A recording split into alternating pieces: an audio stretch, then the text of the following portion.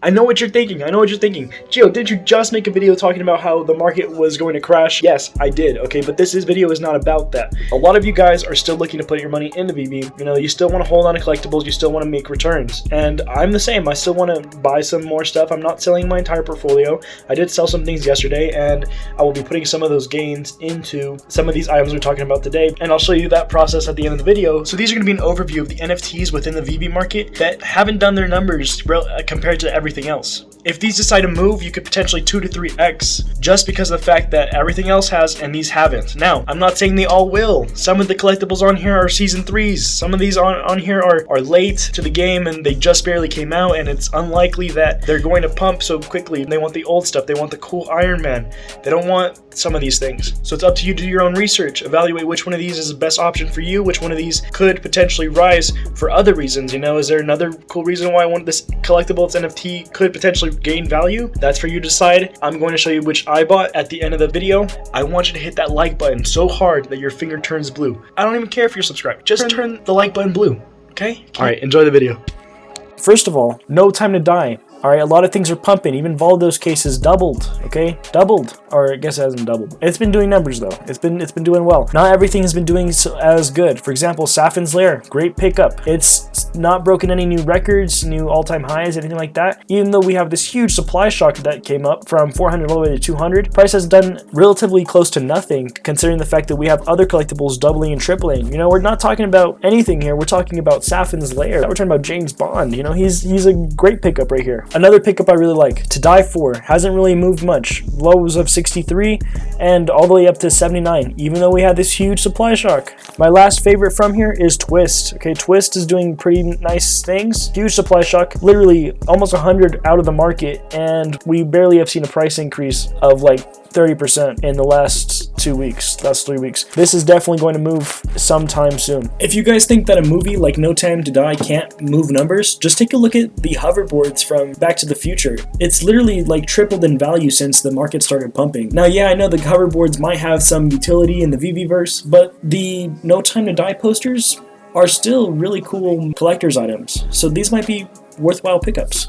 Now, I did get the Labbits idea from Veve Vision, who posted a great video today. Go check them out in the description. When we get into the more specific ones that I really like, something like Corpseman, great pickup right now. We have huge supply drop, and the price has only gone up like 30% or so. Additionally, Red Rum, huge buy. Okay, we saw this huge supply shock. You know, some of them is coming back and it's evening out a little bit, but we can see a lot of money funneling into here, especially since the price has barely fluctuated. My personal favorite of these is going to be the Visible Labbit.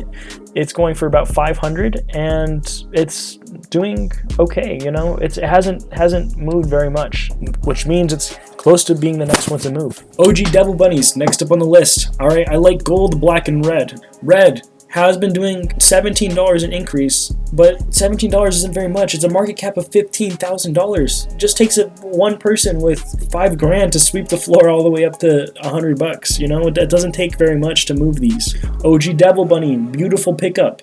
We got it going for 300, but 300 is where it was at for a little while. You know, it's only increase from 250 to 300. That's not a lot. I know this chart might look like, oh, it's been pumping compared to the rest of the market that's been doubling and tripling in value. This hasn't moved very much yet. This is my last collection that I think is going to do really well, and it's going to be the Serial Killers collection.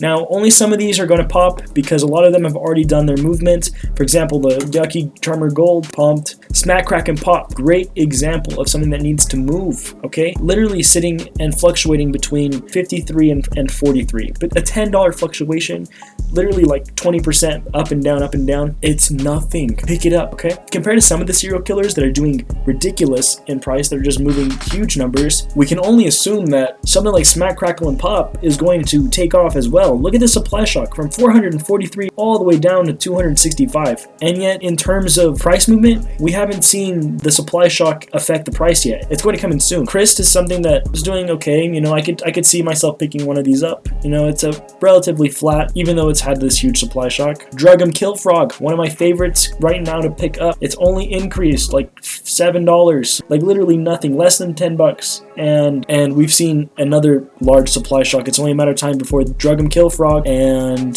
Smack, Crack, and Pop take off. Sugar Bear, I was just looking at this guy a little bit ago. He was sitting here at $100. He's still a good buy. He hasn't really moved. All right, so in terms of my favorites from this collection that I definitely think are gonna move, we got Sugar Bear, Drug 'em Kill Frog, and Smack, Crack, and Pop. These are ones that I definitely think are gonna make numbers in the coming weeks, because of the fact that they haven't done anything yet. I want you to keep in mind though that these serial killers are season 3, so they haven't been on the market for that long relative to some of the other collectibles I've shown you today. But I can still see them moving. You know, people really enjoy the Ron English series, and if you're interested in picking one up, you might just want to go for it. Right now is the time if you've been having your eyes on these. Okay, so this is the size of my bag right now. I got 604 gems. Okay, so I want to make it clear that I'm not making this to pump my bags. I'm not showing you guys exactly what I'm buying so everyone can come in and sweep the floor underneath me. I really am not trying to do that at all. The purpose of this last bit is to show you with full transparency what I'm purchasing and what I'm holding on to, just so that we have some clarity. And in fact, I'll go through and I'll show you my collection itself. I'm holding on to my beautiful Mickeys, these snow globes, and the Winking Sandy Marty's hoverboard. These have gotten huge pumps, but that's not what we're here for, right? Let's move through the market. So one of the ones that I really liked that I found was Twist. Ultra rare, selling at 100 and... Ooh, God, did that pump already? Now, the fact that it's sitting at 184 is kind of high. I'm going to keep my eye on it. Hopefully, I can get it at 150 or so. If I can make that happen, 150, 160, you know, I'll go for it. I'll buy one. But right now, at 180, it's a little bit heavy. Still think it's a good buy, though. I'll just keep my eye on it. Smack, Crack, and Pop has pumped a couple of gems here. I'm going to pick up this 2940 since it's the lowest mint number at 55 gems. Let's see, that's a great buy. 600. All right, very nice. Let's move forward. I also want to pick up this Drug 'em Kill Frog because it's doing pretty good, so we'll just pick one up. 71 gems seems like a pretty decent deal. Yeah, let's grab it. So the Visible Labbit is barely out of reach for me. I'm gonna do a quick sell on one of my collectibles just so I can snag it, because honestly it is really nice. Alright, so unfortunately I had to sell one of my Winking Santas in order to afford this Labbit. Let's go back and buy this Labbit. Alright, $498. Alright, boom. Okay, so from the video today, I just want to put my money where my mouth is. I've got a Visible Labbit, a Drug 'em Kill Frog, and a Smack, Crack, and Pop. I think the Visible Labbit's going to do the best out of the three, but I could still see the market turning on to these two and beating them some good pumps. I have definitely been working on this for like the last 4 or 5 hours. All right, so if you guys enjoyed this, make sure you hit like. I put in the work so you don't have to. Okay, that's all I'm gonna say. You guys take care. Have a wonderful day.